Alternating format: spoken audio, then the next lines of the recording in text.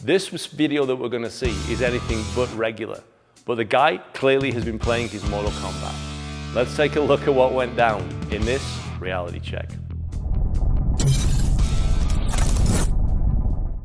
Out the gate, we can see that there's probably an older guy taking issue with some younger guys here. Either that, or he just happens to be so much bigger than the rest of his mates. But leaving that aside, it's a curious one. Because again, we don't know what happened before, we don't know what happened afterwards. What we do know is the opening salvo that we see is a sweetly timed side kick right on the button, and the guy goes down and goes down pretty heavily. Shawn Michaels from the WWE would have been proud of that sweet chin music and the way he went down. The guy himself was particularly proud of that sweet chin music and how it went down. And we know because he bust out those sweet, sweet moves. This is one of those videos that under normal circumstances, if it ended here, you'd be like, was that actually real? Because it's kind of comedic. We're not used to seeing clean martial arts moves like this actually have an effect. The things that are speaking towards it possibly being real are, it's really grainy, crappy footage. And the guy is so much bigger than the other guy he actually hits.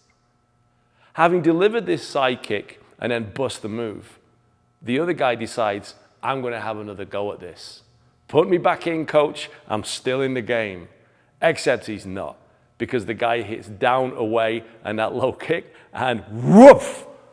Helicopter sweep, and the feet go right from underneath him. It's at this stage where you're probably sure this is on the level in terms of the confrontation, because he goes down harder than a bag of spanners falling off a workman's bench. And I can hear the slap from here, and there's no sound on the video, but he goes down hard. The technique that puts him down technically is really, really sweet. For anyone who plays Mortal Kombat, that's one of those big heavy sweeps followed by that uppercut that sends them off the pit. It's also the move you always tend to do when you're trying to do the special fatalities, the block down, and for some reason you just do the normal move. Maybe that's just me and I just suck at them.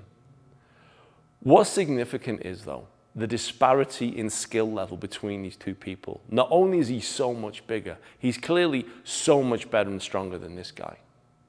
And that's where it gets interesting, because does that mean he can't use his skills?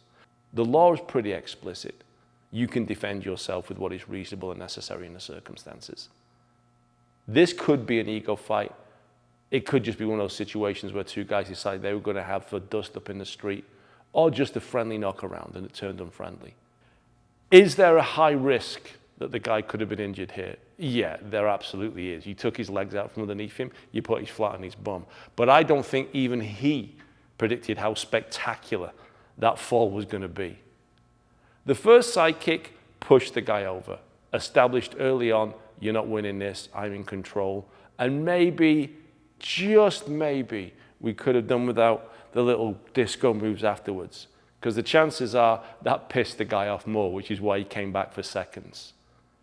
Technically, that second sweep he did was really, really well done. But there was a little bit of a problem creeping in here.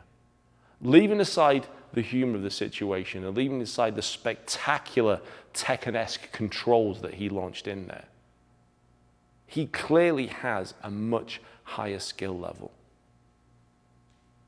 If the guy had injured himself from that drop spinning sweep, there might have been questions asked in court. Could you have done something differently? If you're this good, did you need to do that? He has the answers that he has to give. And I'm not saying what he did was necessarily wrong, or even tactically an ill-considered choice. After all, a sweep is a defensive response to someone attacking you. But could he have handled it better? Who knows? Who's to say? These are questions, not definitives. And often when we find ourselves in these conflict situations with our training, there is a myth put out that because you're trained, they will look on what you did worse. No, they won't. But they will ask you more questions about it. That being said, though, what we have here is a testament to martial arts and flashy moves that never work in street fights, working in street fights. And sometimes that is the reality of a reality check. Thanks as always for joining us this week, guys. And a big announcement coming up soon. Launching soon, we have Reality Check, the video training course. These are the insights that I will offer you. The training courses, the modules, and all the pieces that were put together to enable me to be in a situation where I can offer my insights and my opinions. Many people have asked if they can train with me, and it's not possible if we go all the way around the world as frequently as I'd like. It is, however, possible for me to be right on your laptops or on your DVDs, seeing and showing you what I think will be beneficial for you in your life, your martial arts career, and helping you live a healthy, happy existence. Take care of yourselves, guys, and I'll see you next time. What's up, guys? We are filming our next digital seminar with Jay Cooper.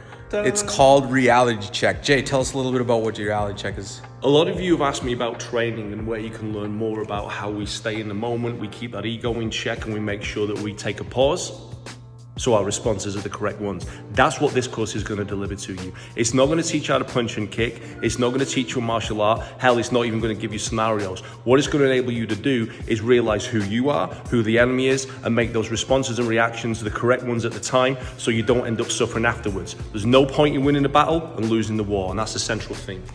And we are loving this because we've been putting out these videos on Facebook, and let's just say that Facebook, YouTube don't necessarily like the content. It's a bit too graphic. So we are looking forward to bringing you a high quality course with that too hot for TV information.